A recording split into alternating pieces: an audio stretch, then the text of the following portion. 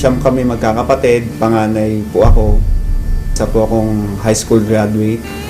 Talagang super hirap kasi isa lang yung nagtatrabaho sa amin, yung father ko, as a cook. Nung nag-aaral ako ng high school, pinilit ko na magkaroon ng pagkakitaan yung time na yon, yung pa-ending, para lang po meron akong pera, pang tuition, lahat ng oportunidad, basta kaya ko, ginagawa ko. Tapos, yung pangawalo kong kapatid, nagkasakit, sa hirap ng buhay, hindi namin napagamot. So, namatay siya. Tapos po, yung pangsyam naming kapatid, ganun din po ang sakit. And yung time na yun, 14 years old na po ako noon. Hindi ko hayaan na wala akong magagawa. Kaya, na-push po ako magtrabaho para patunayan sa sarili ko na meron akong ginagawa bilang kapatid. Marami sila magkapatid. Hindi kaya ng papa nila. Gampanan ng silang magkapatid. Kaya hindi nakapag-aral. Hindi nakatapos. Dahil hindi na po sila kaya ng papa nila sa dami nila. Tapos isa pa po. Binigyan pa ng sakit yung bunso nilang kapatid. Hindi ko na naisip na i-enjoy yung pagkabata ko, na mag-enjoy, maglaro. Iniisip ko talaga yung time na yun, magtrabaho, at the same time kumita, makatulong sa pamilya. Kaya bata pa lang ako, talagang kumakayod na po talaga ako sa sarili ko. Nagtrabaho ko bilang as a construction worker. Yung tipong kahit sinabi nung aking foreman na kaya ko na ba magtrabaho, sabi ko kaya ko, kahit di ko pa kaya, hindi ko pa na-experience na magbuhat. So talagang yung sipag nandun eh. Pero yung pagyaman, hindi ko talaga pwedeng makuha doon, ang liit ng income. Kaya nalalangin ako na sana merong opportunity na pwede pa akong kumita na mas malaki. At the same time, pwede kong makuha yung wala po ako.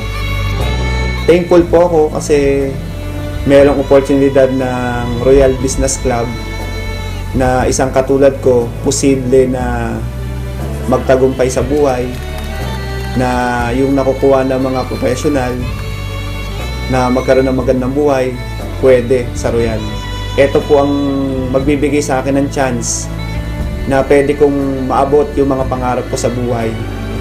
Binigyan po ako ng chance na makita po ang Royal para po makuha ko po yung mga pangarap ko na magkaroon ng magandang buhay. Hindi naman ganun kadali ang lahat. Yung mga kakilala ko ayaw maniwala sa akin. Yung mga hindi ko kakilala, sila yung ina-approach ko sa Royal. Kung nasan po ako, diba, sumakay ako ng bus, sumakay ako ng jeep, kumain ako. Tapos lagi po ako merong flyers. Talagang sabi ko, okay lang to. Talagang ginagawa ko na lang siya as a challenge para sa akin. Hanggang dumating sa time na merong taong naniwala sa akin. Ang maganda po doon, nakita nila yung pakisama ko. At ayun po yung naging dahilan para po gawin nila ang Royal. Nandun po talaga yung sinseridad ko na tulungan sila para po magawa nila yung tama yung negosyo ng Royal. Kaya yung nagsisimula po ako, yung unang mga naniwala sa akin, yun po talaga yung unang tinulungan ko at hindi ko pinabayaan na hindi sila maging successful para po makuha nila yung mga pangarap nila sa Royal. Kaya ngayon po, yung mga pangarap ko, isa-isa ko na pong natutupad. Ngayon dahil sa Royal, yung pangako ko sa magulang ko, natupad ko po na mabigyan po ng bahay. Yung pangako ko na sarili ko na magkaroon din po ako ng tirahan, na hindi po nakikitira lang po o nangungupahan. Nagkaroon po ako ng sarili kong bahay at lupa.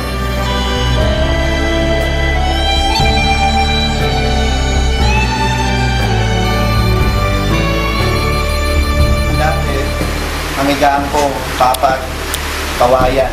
Pero ngayon, nakakutsyon na ako. Isang room. So, sa second floor, meron po tayong 3 room. Lahat ng nakita niyo po ngayon, lahat po yan. katas po ng Royal. Tapos po, nagkaroon po ako ng pangalawang sasakyan, brand new. Yan ko, yung kulay white Montero, pangalawang sasakyan ko na nabili sa Royal.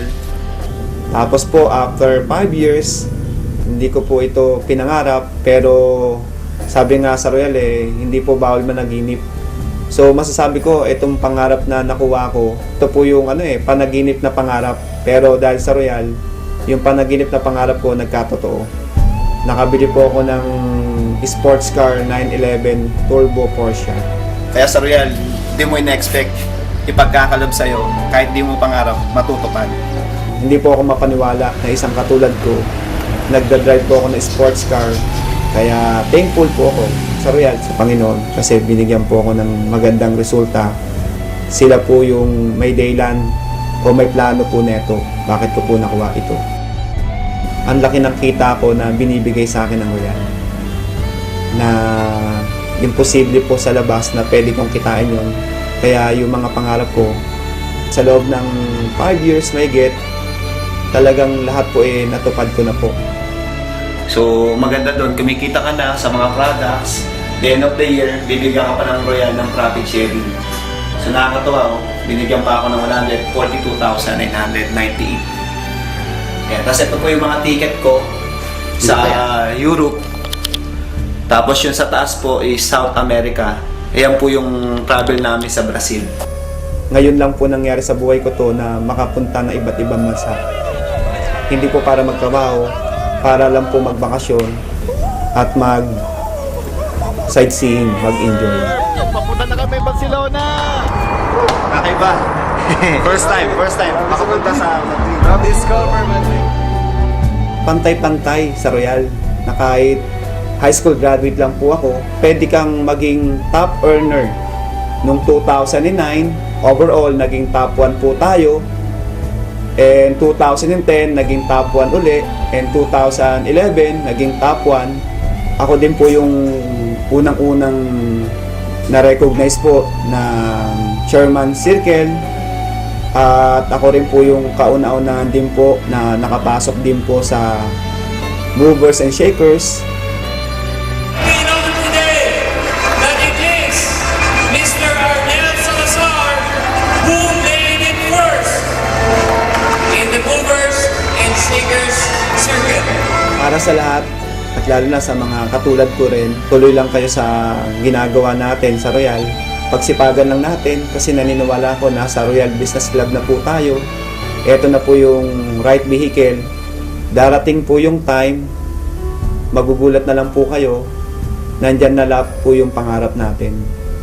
Sa lahat ng ginagawa natin, sa lahat ng paghihirap na ito, bandang dulo, expect nyo, meron din pong naghihintay na magandang resulta.